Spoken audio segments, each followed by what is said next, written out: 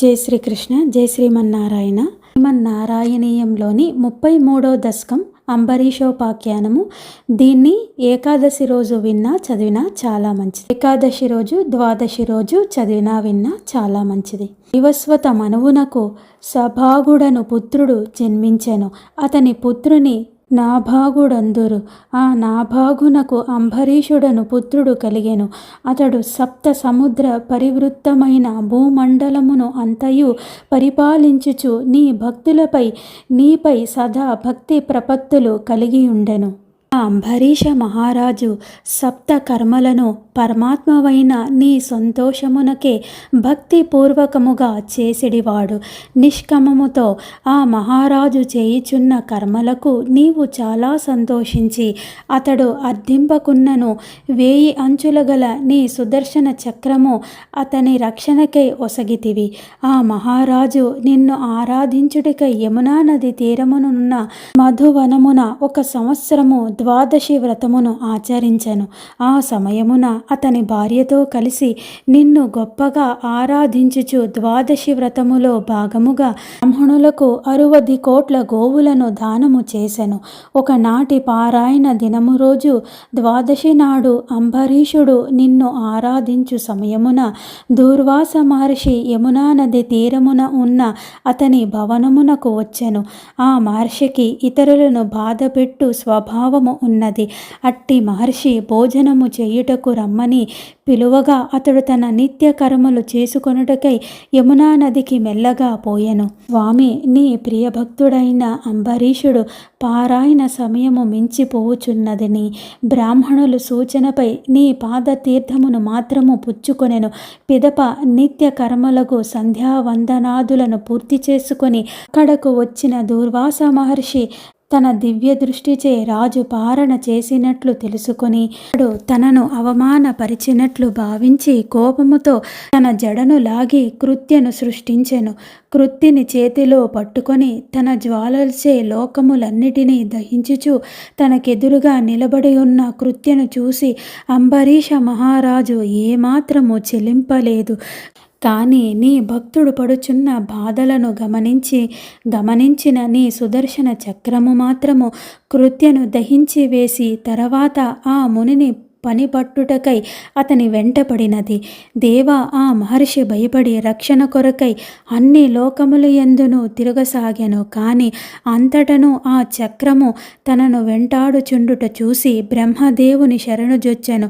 విష్ణు చక్రము ఎవడాపగలడు అని పలికి ఆ విరించి దుర్వాసుని పంపివేచెను. అంతటా ఆ మహర్షి కైలాసగిరికి సాగెను. అప్పుడు ఆ కైలాసపతి నీకు నమస్కరించి అతనిని నీ యొద్దకే పంపెను. భగవన్ చివరకు ఆ దూర్వాసుడు నీ ఉండు వైకుంఠమునకు వచ్చి నీకు నమస్కరింపగా, మహర్షి, నేను భక్తి పరాధీనుడను, జ్ఞానమైనను తపస్సైనను వినయముతో ఉన్నప్పుడే శోభించును. కావున నీవు అంబరీషునినే శరణు పొందుము అని చెప్పితివి.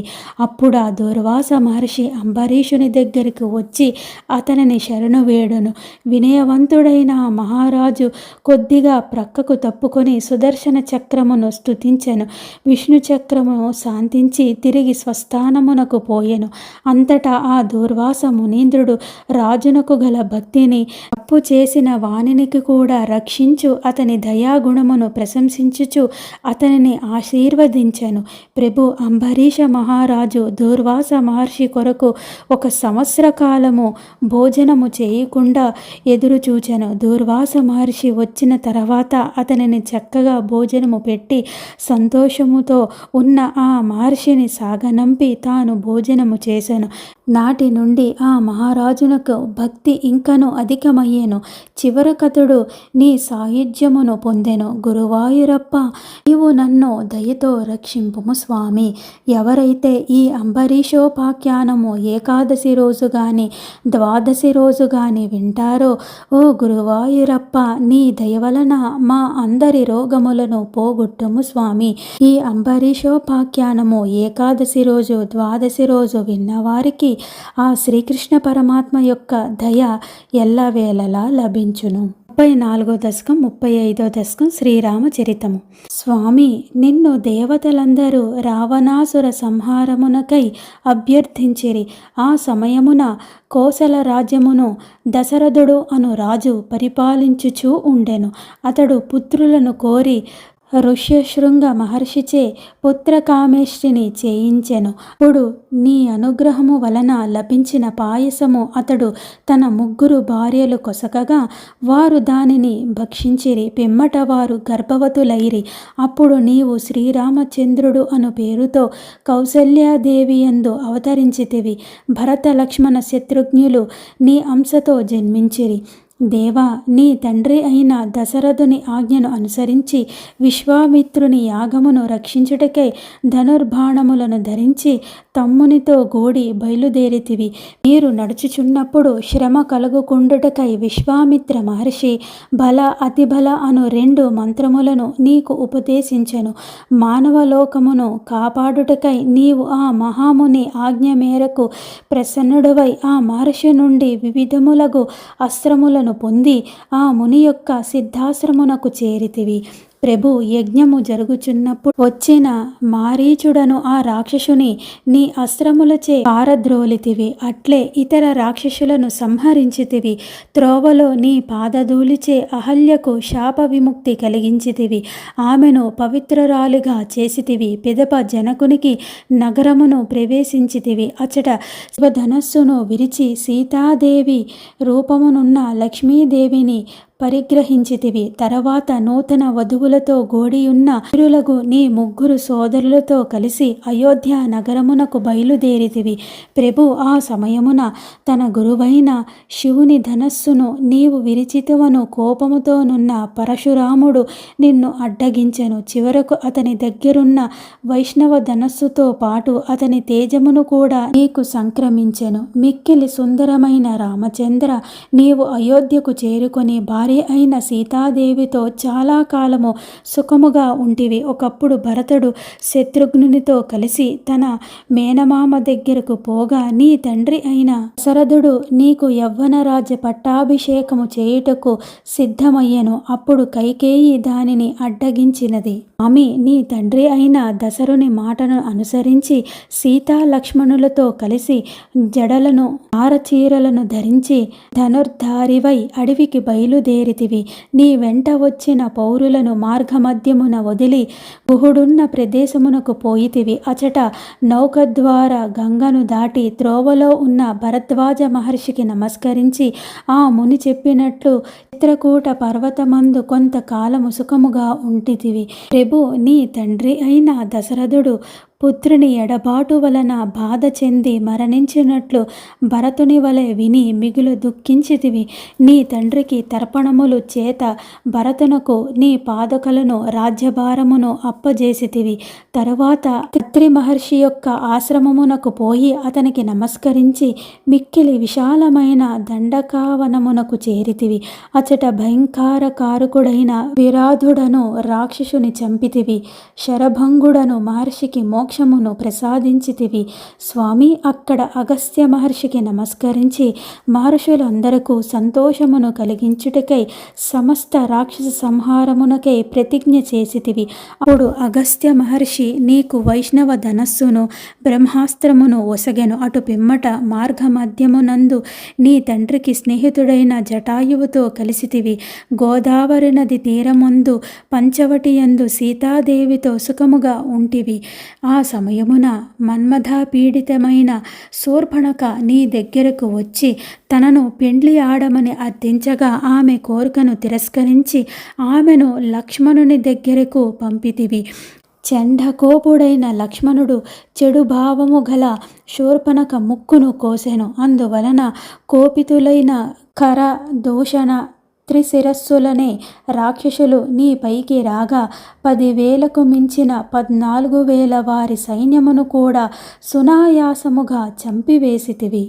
తన సోదరి అయిన శూర్పణఖ దండకావనమునందు జరిగిన వృత్తాంతము అంతయు చెప్పుటచే మిగుల కోపమునకు లోనైన రావణాసురుడు మారీచుని సహాయమును అర్థించెను. ఆ మారీచుడు మాయలేడి రూపమున రాగా దానిని సీతాదేవి కోరెను.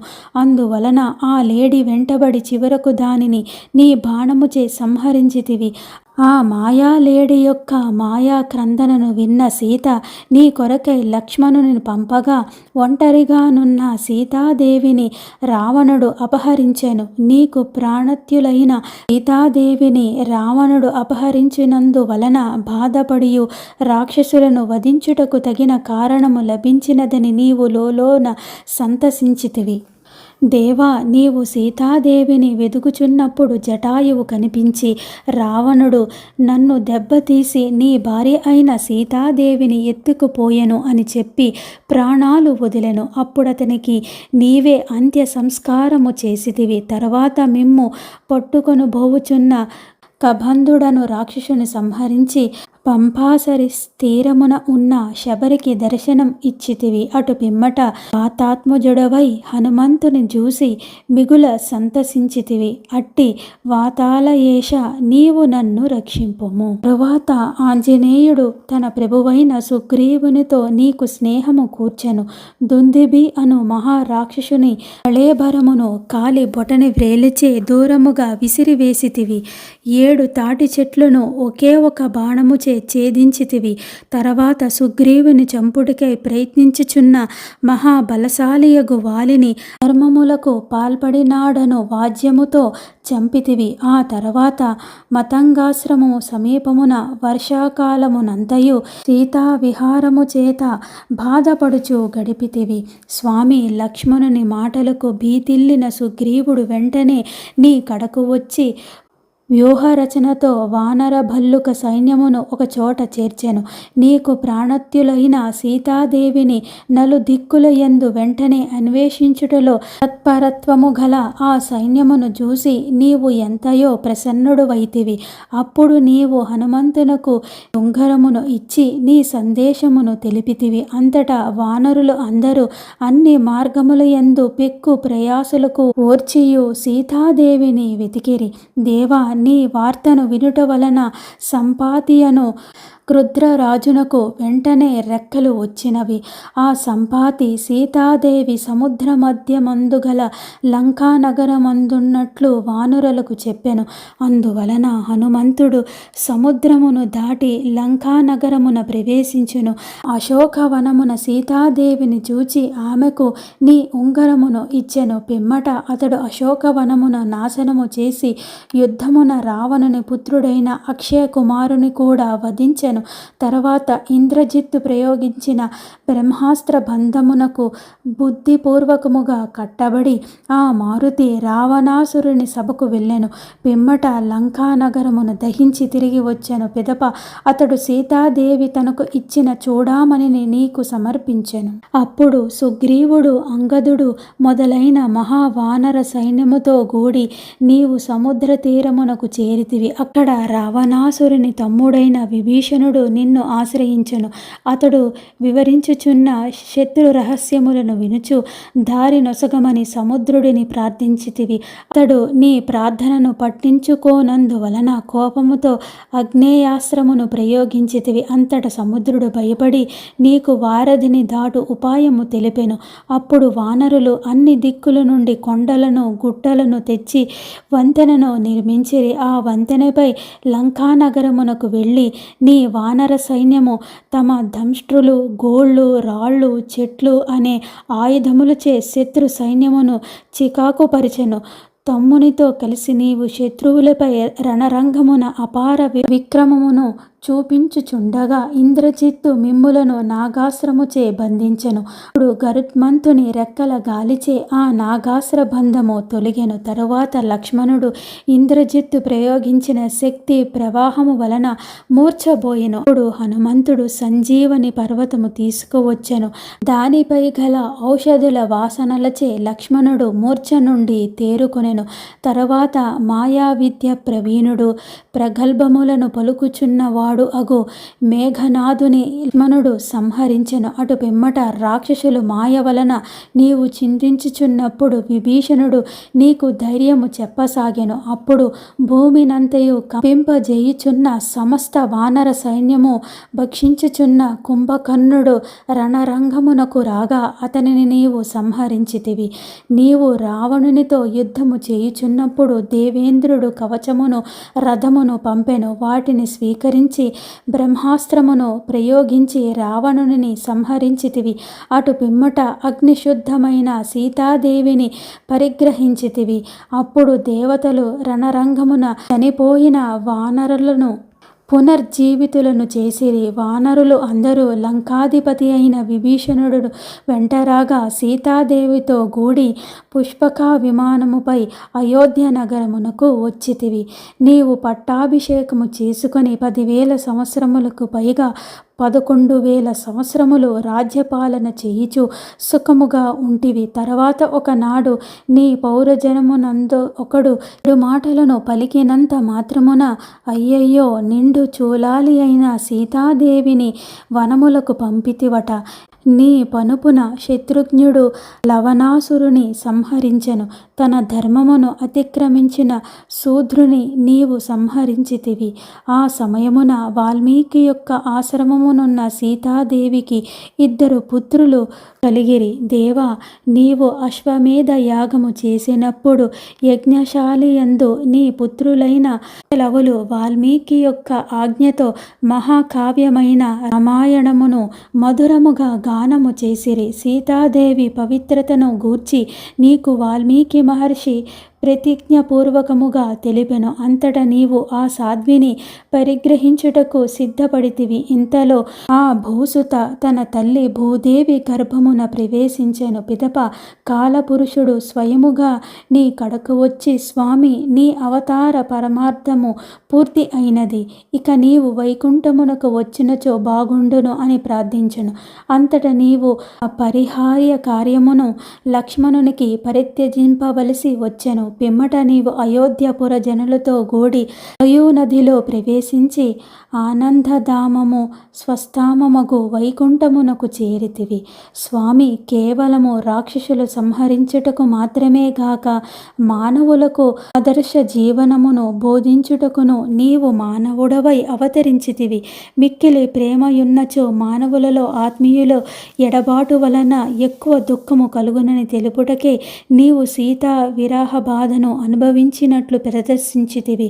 అట్లే ధర్మమునందు అత్యాశక్తి ఉండుట వలన కూడా మానవులు స్వజనులను పరిత్యజింపవలసి వచ్చునని బోధించుటకు జనవాక్యమును నించుచు నెపముతో సీతాదేవిని అడవులకు పంపుట, అవతార సమాప్తి సమయమున లక్ష్మణుని పరిత్యజించుట అను కార్యములను లీలగా ప్రదర్శించితివి. యథార్థముగా నీవు శుద్ధ సత్వ స్వరూపుడవు, రాగము మోహము మొదలగు వాటికి అతీతుడవు కనుక నీకు ఎట్టి వికారములు ఉండవు. పైగా లక్ష్మీదేవియే అయిన సీతాదేవి నీకు నిత్యానపాయిని, అనగా ఆమె నిన్ను ఎన్నడూ విడిచి ఉండదు.